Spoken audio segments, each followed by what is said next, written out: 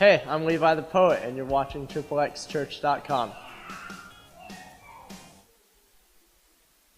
Anything sexual is progressive. You start and you're like, well, this isn't that bad. But as soon as you start doing that and you get used to it, then the next thing isn't that bad either. Excuse me, miss, I saw that poster recently. I saw one of your ads in Playboy's latest magazine. Actually, I've fed pretty much every need that I believed photography could feed me. But if you can believe me, I hate it, I do. You're worth more than my brief moment of orgasm when I allow my mind to deceive me. So my wife, Brandy, has always been my accountability partner. As far as being single, honestly, man, I haven't even really struggled with porn for quite a while. I think that lust is always going to be something that very sneakily creeps in to a dude's heart or mind or desires or eyes. And it's something that I have to be very conscious of. For lust and pornography and any sort of sexual temptation doesn't go away. And I got married in April, and I think that the newness of the marriage has made me just kind of lack desire for anything else, and that's really awesome. I don't think that as of right now I'm so naive as to believe that the devil can't easily get some sort of temptation back into my head. But as of right now, the Lord's been very gracious with me in changing my desires. Pornography is totally a lie, just like everybody always said it was, and now I feel like I know that in a new way now. I wrote a poem that's it says something like, all my fantasies about my wife to be were based upon things I should have never seen. Positions that never should have been idolized by my eyes, worshipped as though they gave me life.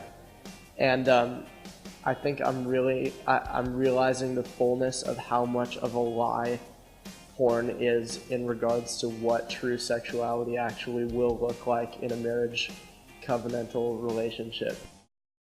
When she finds the magazines underneath her husband's side of the bed, she'll stand naked in front of the mirror for hours well, what did you expect? Started looking at porn when I was probably 12.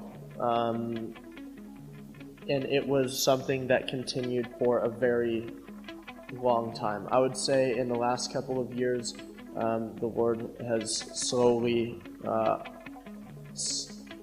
brought about sanctification in that area of life, but I never thought that would be something that was ever going to happen.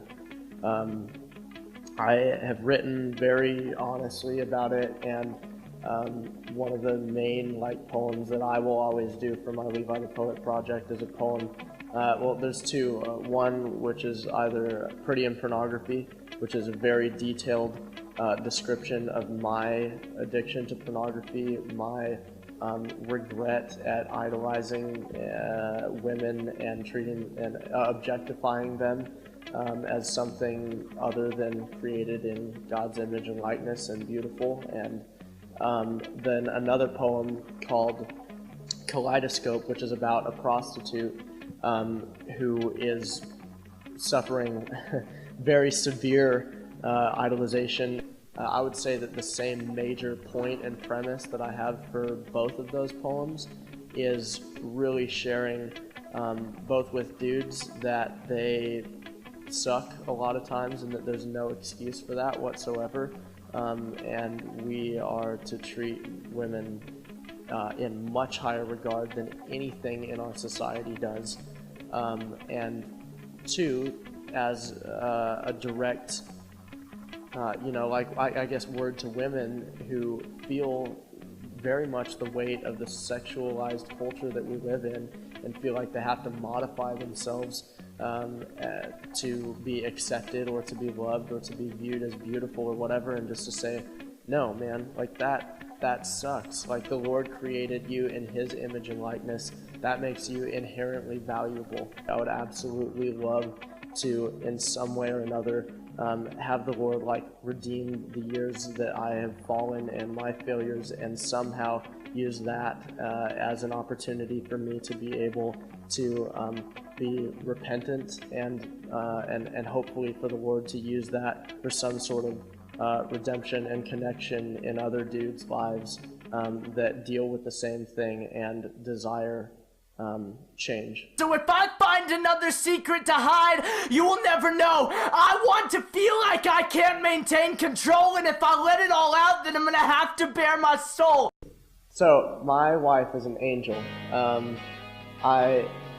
She has had so much grace on me in this area, but it has not been, she's not been an enabler, which I think that is a really cool thing and a really cool thing to stress. My prayer in this area of my life is one, that the Lord would just make Brandy like the most beautiful woman in the world to me, and He has, and it's awesome.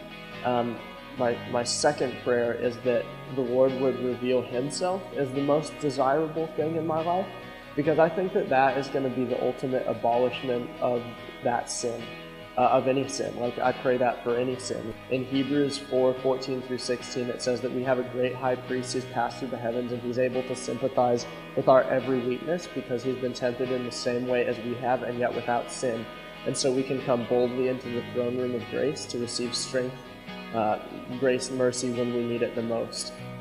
That verse and what it implies and entails is life-changing for a person struggling with any kind of addiction, because it means that we have a God who sympathizes, that loves us, that cares for us, that will walk through the process of transformation with us. And so I just want to say that, like, we're called to repentance and to change, and not to management. Oh, I love this rainy weather. It fills up my hollow bones just right, and I love this rainy